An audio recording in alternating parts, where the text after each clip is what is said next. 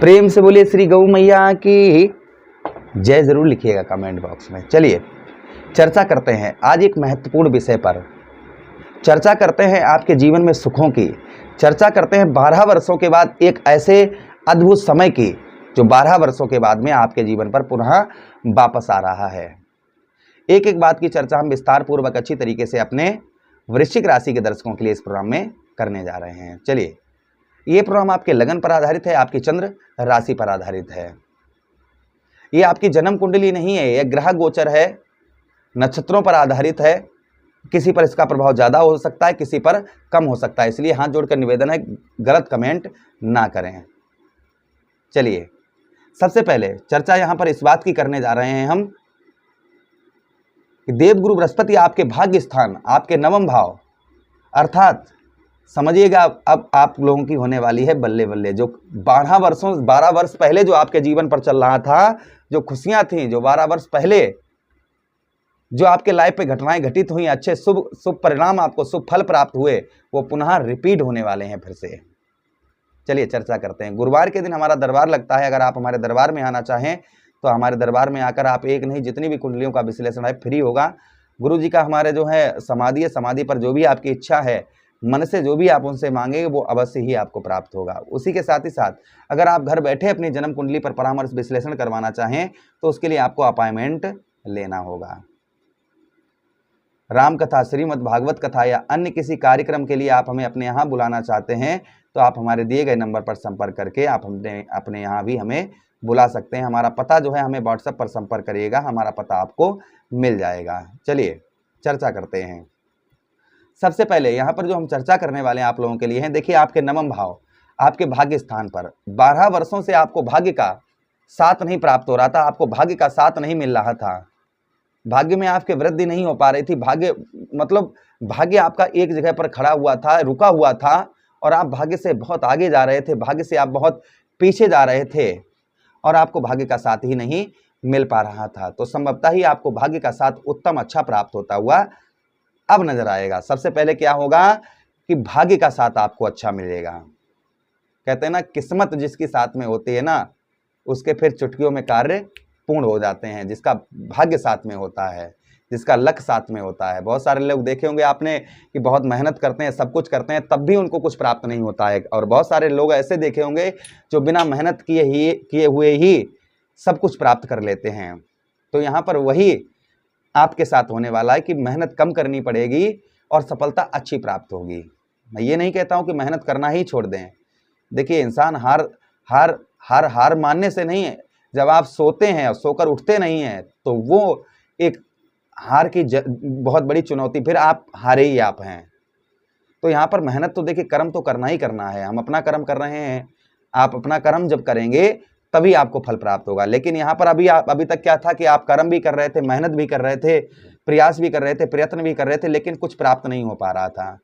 तो संभवतः ही अब यहाँ पर आपके कर्म का फल, मेहनत का फल मिलेगा, क्योंकि आपको भाग्य का साथ उत्तम अच्छा प्राप्त होता हुआ नजर आएगा। उसी के साथ ही साथ आगे हम चर्चा करते हैं जो आगे प्रभाव और आपके ऊपर भाग्य के साथ ही साथ में आपकी संत प्रवृत्ति, महात्मा की प्रवृत्ति आपको देखने को मिलेगी।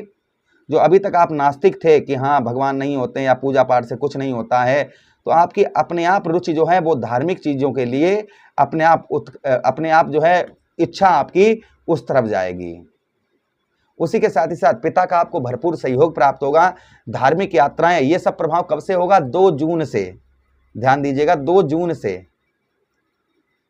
आपने दिन देखे होंगे लिखे हुए, 2 जून से ये प्रभाव आपके ऊपर पड़ते हुए नजर आएंगे। उसी के साथ ही साथ आगे हम चर्चा करते हैं जो आगे और प्रभाव आपके ऊपर देखने को मिलेंगे। पिता की ओर से भरपूर आपको सहयोग प्राप्त होगा।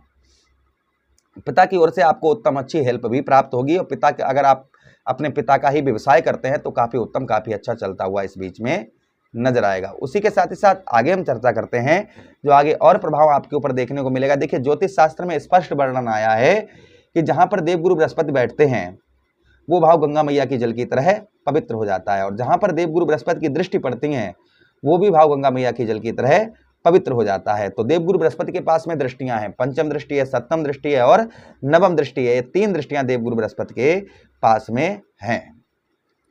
पहली दृष्टि से देवगुरु बृहस्पति आपके लगन भाव को देखेंगे।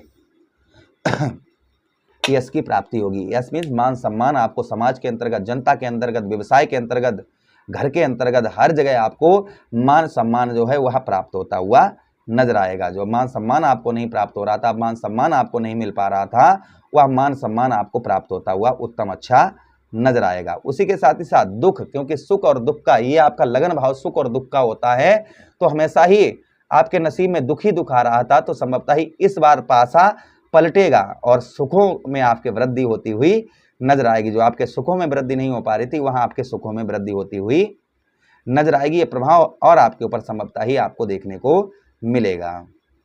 उसी के साथ ही साथ आगे हम चर्चा करते हैं जो और प्रभाव देवगुरु बृहस्पति का आपके ऊपर देखने को मिलेगा।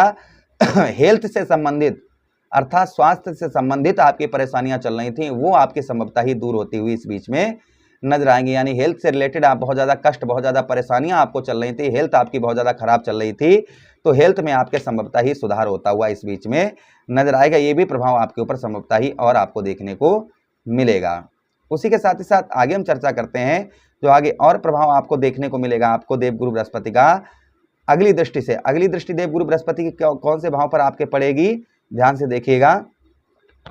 आपके ठीक तृतीय भाव पर आपका साहस, आपका पराक्रम, आपके अंदर एक साहस, एक ऊर्जा, एक एनर्जी ये संचरित होती हुई नजर आएगी। आपके साहस में वृद्धि होती हुई नजर आएगी, आपका पराक्रम बढ़ता हुआ नजर आएगा। साहस पराक्रम के साथ ही साथ में वाणी पर आपके मधुरता देखने को मिलेगी, लेकिन वाणी पर नियंत्रण बनाकर रखना होगा। नीच दृष्टि से तृतीय भाव को देखेंगे तो कहते हैं ना कि ऐसी वाणी बोलिए मन का आपा खोए, आपो शीतल होइए औरो शीतल होए। तो वाणी पर जो है ना आपके उत्तम अच्छी मधुरता आपको देखने को मिलेगी।